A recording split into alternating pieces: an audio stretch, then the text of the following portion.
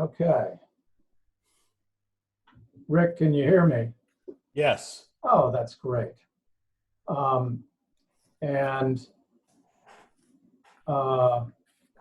Donna, you can hear me? Just nod your head. Okay, so you guys are ready to go at the appointed time. And Andrea, Anna Mason, thank you so much for your assistance in getting this show on the road. I appreciate it. This is obviously my first attempt at a webinar.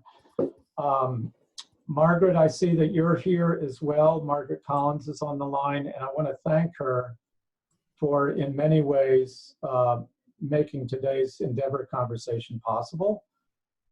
Margaret has introduced many of us to Donna Harris, and Rick Leander serves on the board of the Center for Creative Economy, so just want to give her a quick shout out as we get this thing started. So just a few quick updates before we get into our conversation today. The next event, the next big event that we have coming up is the Techstars Startup Weekend this weekend, which is tackling issues associated with COVID-19 and the pandemic on a national basis. So this is the very first time that Techstars is doing a virtual startup weekend for the entire United States simultaneously. They're expecting over 3,000 ideas to be submitted, and anyone can join. This is a free event. Anyone can submit an idea, anyone can join a team and work on developing these into actual commercializable solutions over the weekend. So Flywheel and Flywheel Foundation are extremely excited to be able to host for the Triad region. And if anyone is interested in getting more information, I think I've already sent several emails out probably to everybody that's on this call, but if you're interested in getting more information about the Techstars COVID-19 National Startup Weekend, just shoot me an email after this webinar. It's the idea submission will begin on Wednesday, and the teams will start forming up on Thursday, and then the weekend will actually go into full development on Friday. Just Google COVID-19 Techstars, and it'll bring up the US website, and you can select the Eastern region, which is how we'll be participating. And then the second event I want to call to your attention is Tech Slam and Eggs, which is a quarterly event that we put on that's kind of, it's very different from most of our monthly events in that it's a program put on by technologists for technologists. And essentially, we don't allow PowerPoint presentations. We ask companies to lift the hood on their tech stack and tell us about the development and the architecture that they've used to build out their product and the problems that they've encountered and how they've solved those problems. So that's coming up May 5th. And obviously, that'll be presented virtually for the first time. And then finally, I want to point everybody to the Flywheel Gig Network.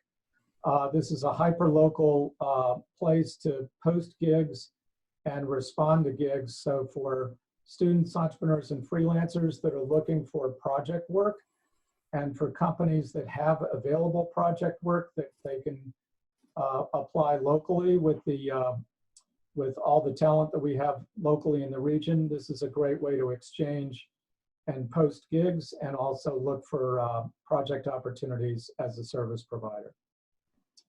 Then finally, we always like to give a shout out for the sponsors of the Flywheel organization. These are folks that support us not only financially, but also in terms of deep engagement with the entrepreneurship community that we're supporting. And I especially want to give a shout out to our two most recent sponsors, Dual Boot Partners and Lavoie CPA, who have just joined our sponsor circle. So thanks very much for being part of this. So today I want to just quickly introduce Rick Leander and Donna Harris and kind of get on to the program at hand, which is a view into what the restart is going to look and feel like once the stay-at-home guidance is lifted and we're allowed to at least partially and eventually fully return to our normal work patterns. Or actually, it probably will never be our normal work patterns anymore, and that's something that we're going to discuss. So I'm going to do extremely brief introductions here. Donna Harris is nationally known as a co-founder of 1776, which is a developer of innovation communities around the United States. Donna is also an investor, and she is a major community builder in the world of entrepreneurship.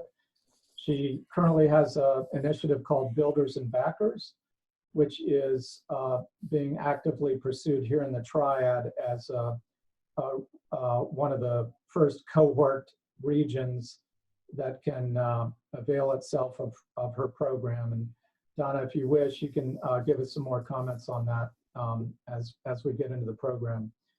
And then we have Rick Leander, who is, I think I can call him a friend at this point. I've known Rick for ever since we founded Flywheel, and actually before that, in his banking career. Rick has been with numerous major financial institutions. He is a strategy expert in the world of banking, and I consider him to be a great mentor and a person that I can turn to for lots of great insights. So I'm going to go ahead and start turning it over to the panelists to begin our conversation. And I'd like to start with Donna. So Donna, I'm going to share the screen with you. Let's see here. See if I can figure that out.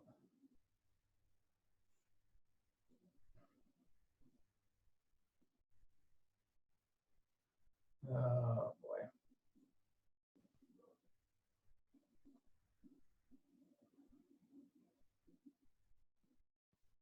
Oh, there it is. Sorry about that. A little bit clumsy on my webinar skills here so far. So Donna, I'll allow you to take over the screen at this point, and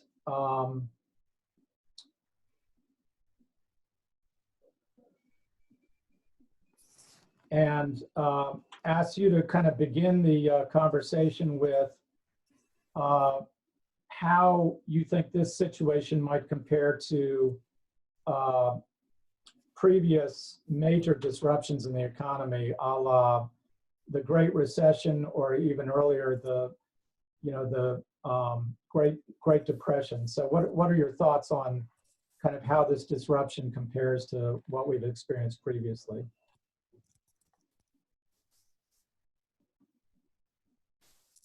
There we go. There we go. Yeah, there we go. Thank you. It's good to see you all and glad to be on. It's interesting. I've been talking about these parallels a lot over the last couple of days. I actually launched my first business shortly before the dot-com crash, followed by 9/11. And then I was running a second company when the Great Recession hit. And so I've been through a few waves of these things, but more importantly, over the last couple of years, as I've been studying, why are some of our communities flourishing and others not flourishing? What's driving that? What's at the root of that? It's become very clear that you can look at these sort of shocks and see a framework, right? So this is certainly a very different kind of crisis than what's come before, but these shocks typically come in a wave of things. So at first there's the crisis, which very often looks like a singular crisis, but when you step back and look at it, it's actually a cluster. So oftentimes it's one, two, three, four things all happening sort of in and around the same area, the same time frame. So, sort of back in the early 70s, that was the gas and oil crisis, followed by some changes that were made in the political structure over Bretton Woods. In 2000, 2001, we had the dot-com crash, and then we had 9/11. And so you have this sort of initial crisis or cluster of crises and the immediate impact. And then there is a reaction period. And the reaction period is anywhere from 2 to 4 years. And that is sort of the immediacy of the economy is declining. We have businesses that are failing. We need to jumpstart the economy. We're trying to shore up a certain area, whether it's housing crisis, lending challenges, banking problems, businesses that need to be rescued, whatnot. And then there is a chain reaction that happens from those decisions. And that chain reaction is what ends up reverberating for decades. So if we look at some of these past shocks that we've experienced, let's take what happened in sort of the 2000, 2002 timeframe.